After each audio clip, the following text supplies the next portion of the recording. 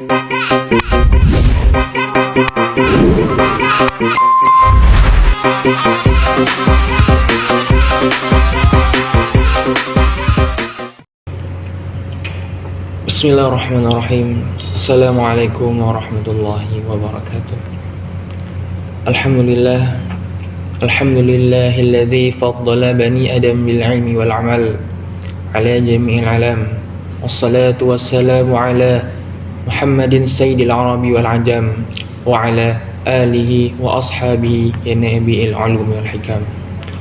Allahumma salli ala sayyidina Muhammadin tibbil qulubi wa dawaiha wa afiyatil abdani wa shifaiha wa nuril absari wa dhiyaiha wa ala alihi wa sahbihi wa sallim. Allahumma rabbi israh li sadri wa yassir li amri wa hlul 'uqdatam min lisani yafqahu qawli amma ba'd. Alhamdulillah kita ucapkan pada pertemuan kali ini. Mengapa? Karena Allah telah memberikan kepada kita beribu-ribu nikmat. Baik itu nikmat kesehatan, nikmat kesempatan, nikmat keluangan waktu, sehingga alhamdulillah kita pada hari ini bisa menonton video saya. Selanjutnya salawat beriringkan salam. Marilah kita sama-sama sajikan kepada seorang pangkuan alam, yakni Nabi besar Muhammad sallallahu alaihi wasallam.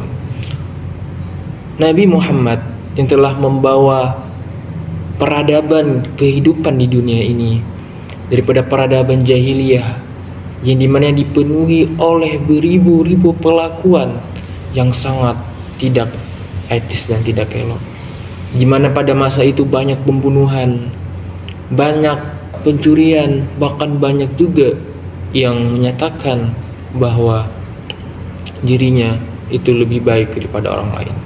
Sehingga Allah Nabi Muhammad membawa kepada alam peradaban Islamiyah yang di situ dipenuhi oleh hikmah-hikmah, baik itu akhlak Nabi Muhammad yang bisa memberikan kepada seluruh manusia menjadi orang-orang yang baik.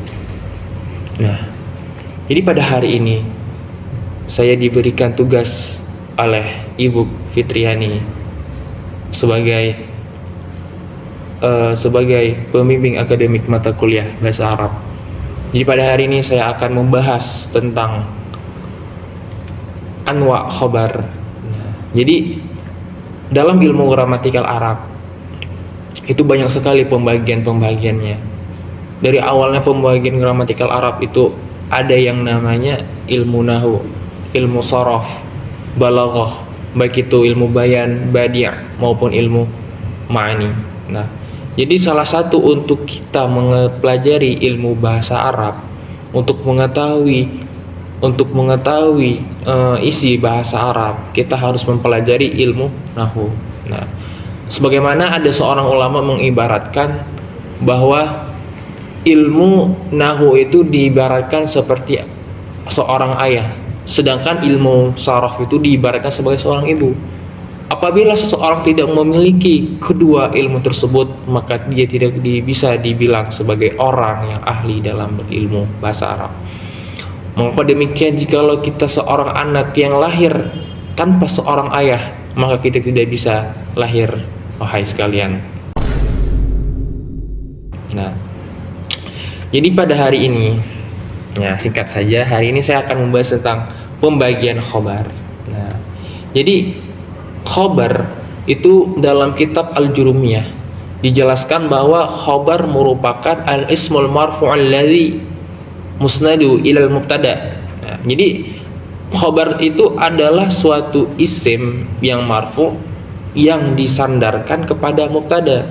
Nah, otomatis setiap ada mubtada tentu ada khobar, setiap ada khobar tentu ada mubtada, walaupun nanti ada kalimat namanya mubtada muakhar sama khabar muqaddam, itu luar pembahasan. Jadi pembahasan pada kali ini kita akan membahas tentang bagian dari khobar.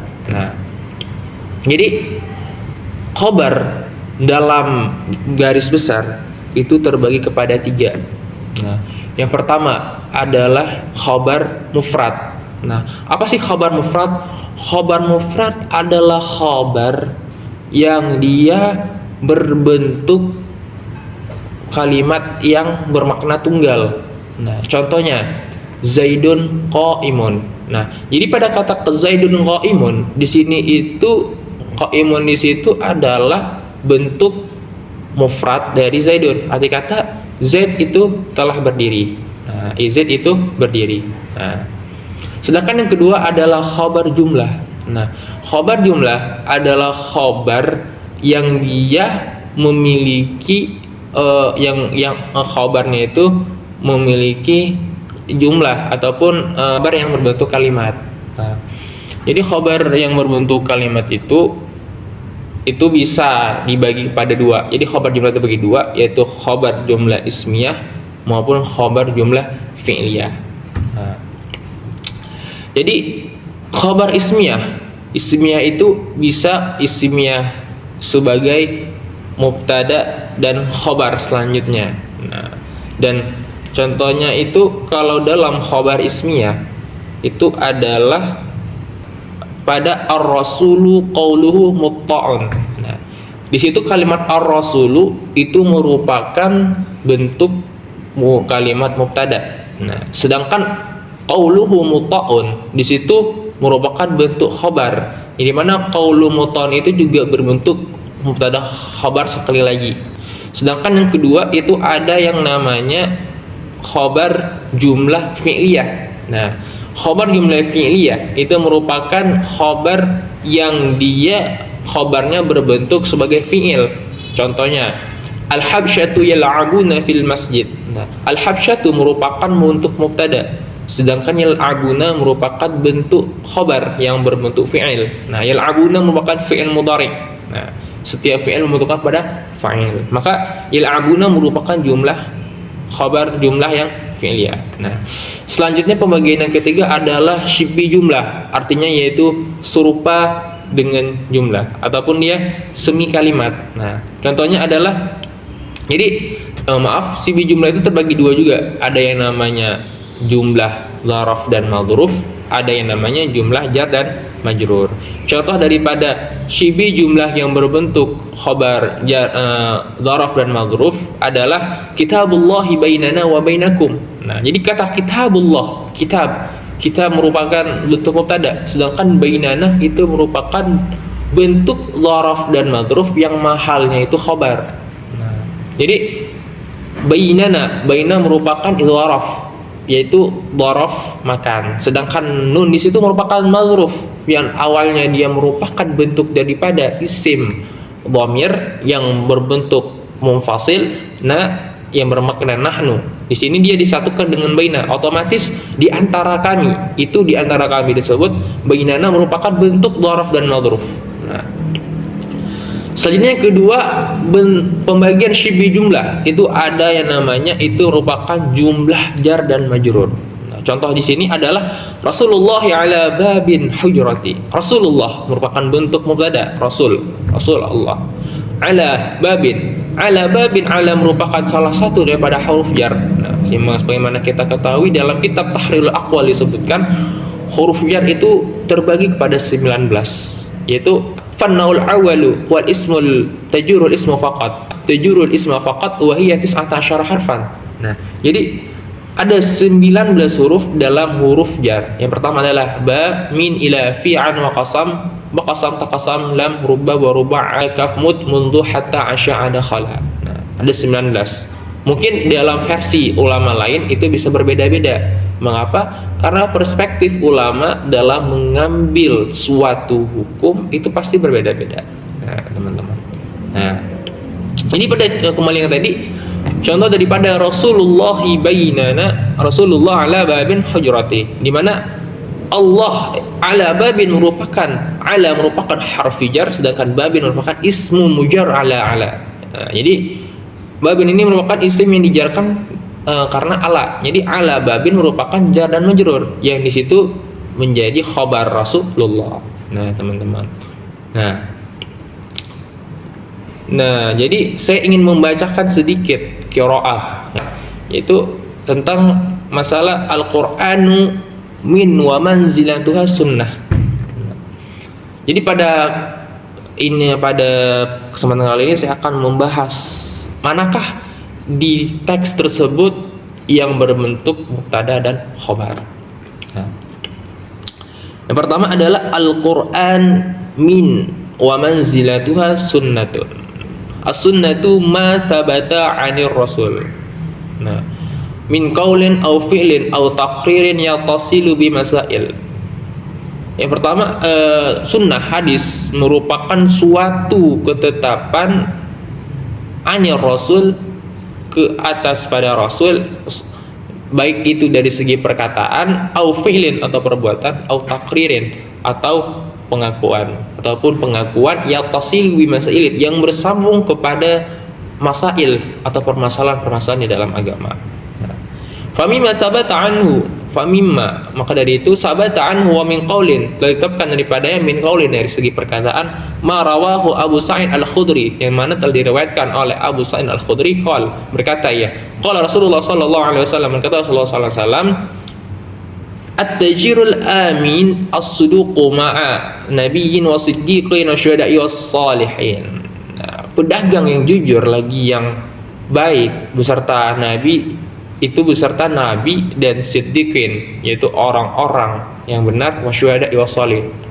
Nah, jadi at-tajirul amin as-suduqu ma'an nabiyyin, di situ sudah ada bentuk daripada mubtada dan khobar. Nah, coba teman-teman tebak mana sih yang bentuk di situ, bentuk mubtada dan khobarnya?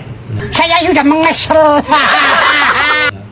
kalau kita lihat dari teksnya, at-tajirul amin as-suduq, at-tajirul amin as-suduq disebut ada tiga isim yang berbentuk sifat ataupun berbentuk sifat, di mana at-tajir merupakan suatu isim fa'il dari kata jara yajtiru, yang di mana at-tajir disebut maknanya adalah pedagang. Al-amin merupakan bentuk isim isim sifat, amin, percaya. As-suduq juga sama. Jadi itu jatuh sebagai na'at, karena mengsifati at-tajir kepada amin dan as-suduq. Sedangkan ma'an nabiyyin was-siddiqin wasyuhada'i was-salihin, di situ ma'an nabiyyin, ma'a merupakan bentuk daripada waraf makan. An-nabiyyin merupakan isim ataupun ma'ruf daripada ma'a. Jadi khobar di sini pada kalimat ma'an nabiyyin. Nah, teman-teman, gitu cara untuk mengetahui mana sih yang disebut sebagai khobar, mana sih yang disebut dengan mubtada. Nah, jadi kita juga harus mengetahui mana sih mubtada yang dia berbentuk mufrad, mubtada yang berbentuk sebagai jumlah atau syibih jumlah. Nah, oke, ini saya sudah membaca dikit tentang mulahadhah, catatan. Jadi di sini ada beberapa catatan dalam tadi teks tadi ya. Itu ada as-sunnatu ma sabata 'anir rasul. Di situ sudah tertera as-sunnatu ma. Ma itu merupakan kalimat mufrad, isim mausul. Nah, al-ismul mausul merupakan suatu kalimat yang mufrad. Jadi as-sunnatu ma. As-sunnatu mubtada, sedangkan ma merupakan khabar yang berbentuk mufrad. Yang kedua adalah hadza amrun bis salati. Hadza amrun bis salati, hadza merupakan mubtada, amrun merupakan khabar yang berbentuk mufrad juga. Soalnya mislu dzalika katsirun, mislu dzalik, mislu mubtada, katsirun. Nah, ini katsirun. Katsirun merupakan khabar daripada misl. Nah, Rasulullah sallallahu alaihi wasallam yang kedua. Nah, contoh yang kedua, Rasulullah sallallahu alaihi wasallam yusalli bid-duha. Rasulullah merupakan bentuk mubtada.